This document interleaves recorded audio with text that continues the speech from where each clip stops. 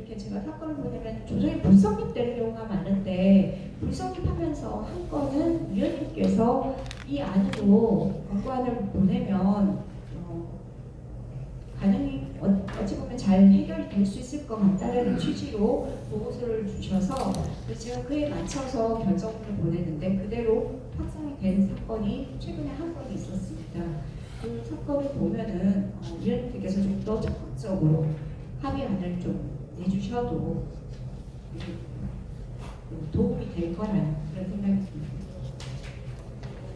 그리고 말씀은 이제 기간이 저희가 보통은 사건을 보내드리면 45일 내에 보고가 법원으로 다시 돌아오는 것을 조금 원칙으로 하고 있는데요.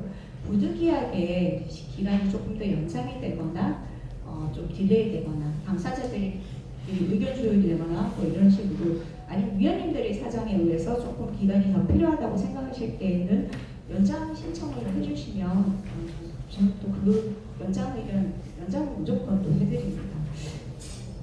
올해 들어서 뭐 제가 지금 외부에 보낸 게 상당한 1년에 5천 건이라고 했으니까 지금 10월이니까 거의 뭐 한 3천 건을 훨씬 넘겠죠. 근데 그 중에서 기간 연장 신청한 거 중에서 제가 불허한 거는 딱 한 건 있었습니다. 다른 의원이 전혀 그 사건은 연장을 한 3번 정도 한 사건인데 한 번도 연장을 원하셔서 이건 조금 너무 시간이 오래 걸리는 것 같아서 안 되겠다 해서 본안재판부에서도 너무 오래 기다려주시는 것 같아서 그렇게 유일하게 한 건 있었고 그 외에는 다 위원님들의 그런 일정에 맞춰 드리도록 법원도 노력을 하고 있습니다.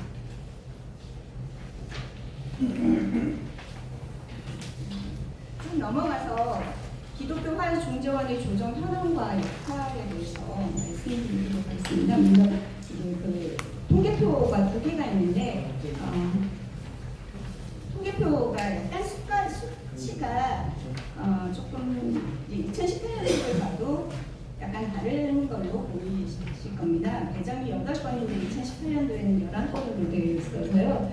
이건 사실 이건 시점의 차이 때문입니다. 제가 이거 앞에 통계는 이번에 발표 준비하면서 1년 단위로 해서 끄는 통계를 새로 뽑은 거고요.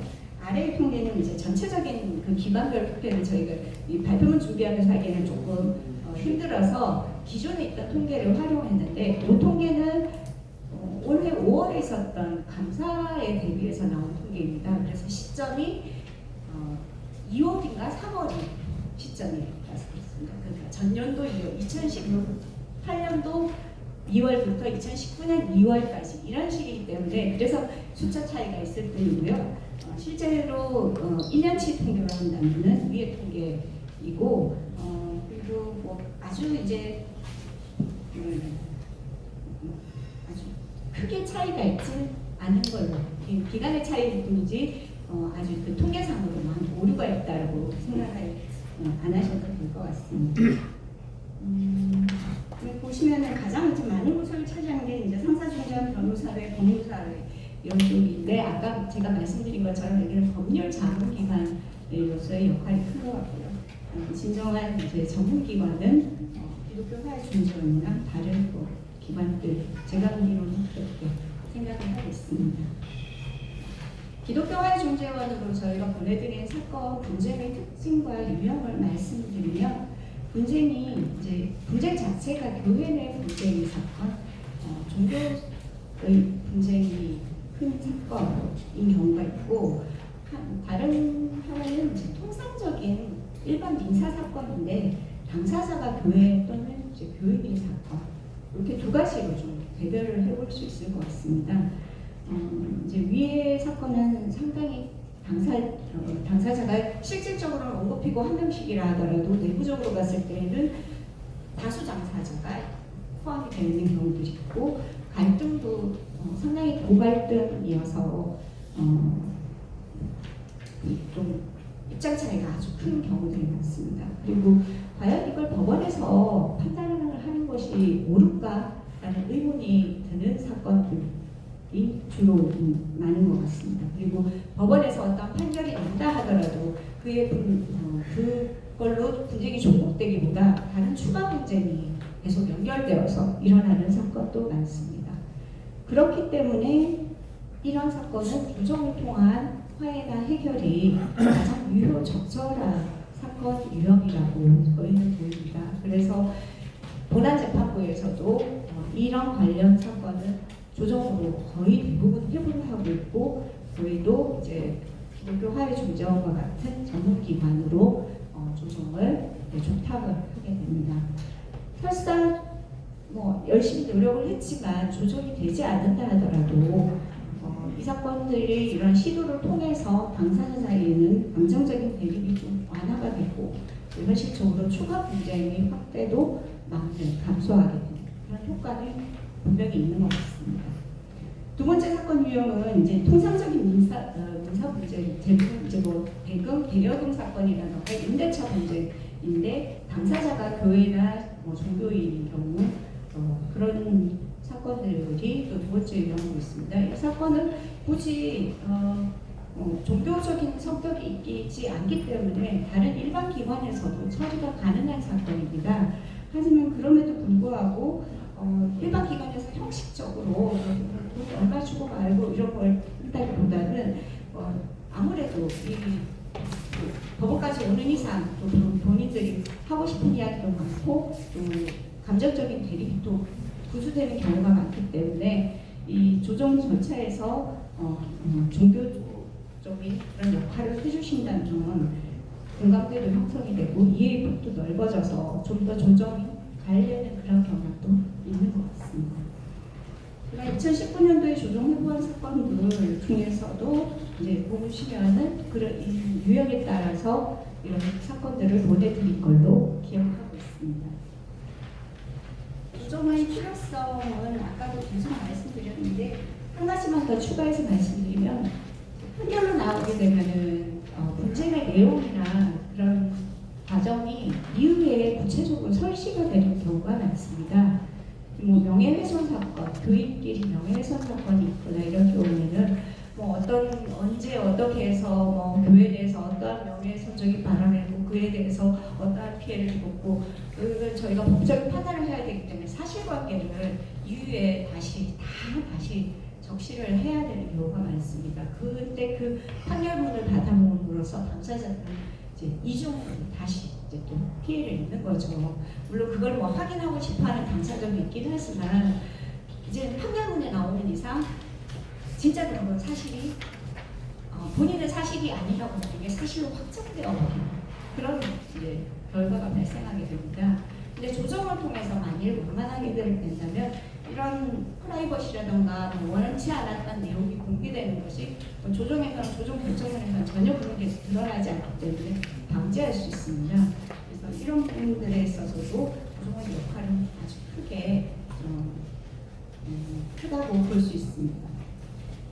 마지막으로 기독교 화해중재원의 이제 역할에 대해서 간략하게 말씀드리겠습니다. 법원 중심의 조정 실무에서 벗어나서 조정 전문가가 판결과 다른 차원에서 당사자와 격없이 소통하면서 건설적인 해결책을 모색하고 계신 것 같고 그걸 제가 이제 사건을 통해서 바로바로 확인을 하고 있습니다.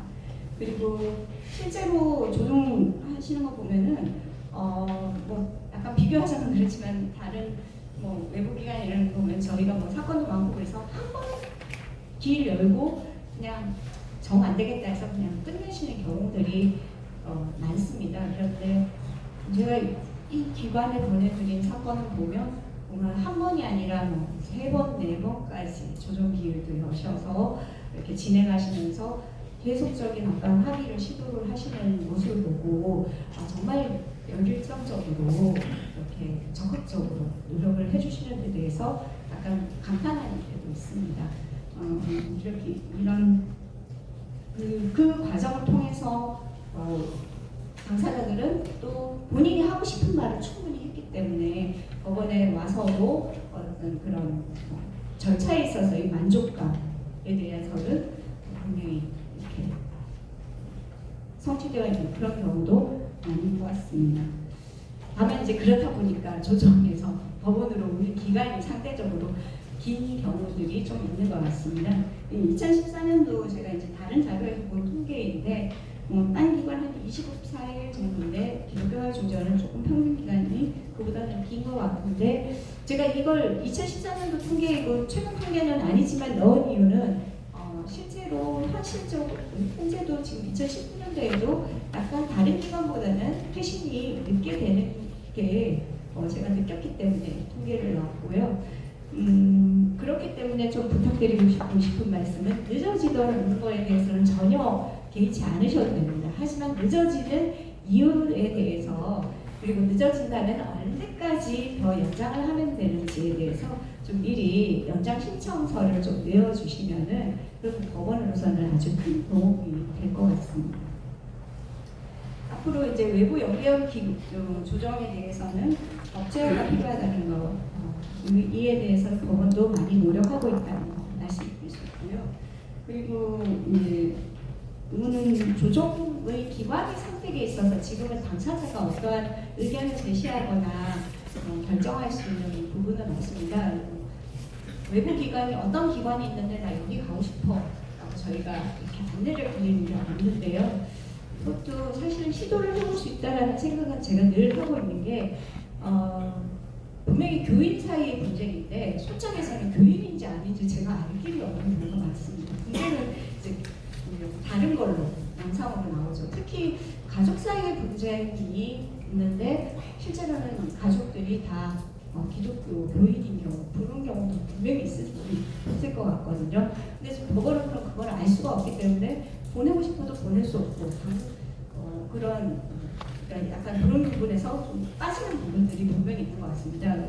근데 당사자에게 기독교 화해중재원이라는 곳에서도 법적인 분쟁에 대해서 조정을 할 수 있다고 알려주면 분명히 이걸 선택할 수 있는 그런 경우가 있을 거라고 보이거든요. 이 부분은 저희가 어떻게 하면 좀 이거를 당사자에게 기관의 선택과 관련해서 안내를 하고 반영할 수 있는지 좀 차후적으로 고민을 하는 부분이기도 하고 그렇게 좀 노력을 해보도록 하겠습니다. 마지막으로 조정 수강이 너무나도 법원에서 드리는 게 의미해서 지금 저희가 법원에서 국가 예산에 관해서 어떠한 결정할 수 있는 권한이 아니어서 그동안 늘 부족한 예산으로 하다 보니 빚을 지고 있는 것 같습니다. 저희가 실제로 해주시는 것과 진행하시는 데 있어서 많은 노력과 열의를 보여주시고 있는데 그에 맞는 수당도 못 드리고 또 해드리는 것도 없어서 법원이 빚을 지고 있습니다. 제가 이제 대표로 오늘 나와서 좀 감사하다는 말씀으로 조금이나마 빚을 갚는 거라고 생각해 주시면 감사하겠습니다. 네, 그럼 제가 오늘 여기까지 발표를 준비했고 마치도록 하겠습니다. 이번 교수 발표에 감사드리고요. 그다음에 이렇게 이제 우리 외부 연계 주정